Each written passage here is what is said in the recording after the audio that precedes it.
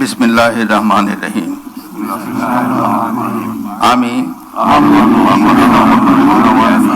সশ্রদ্ধ চিত্তে শপথ করিতেছি যে আমি আইন অনুযায়ী সরকারের মন্ত্রী পদের কর্তব্য বিশ্বস্ততার সহিত পালন করিব।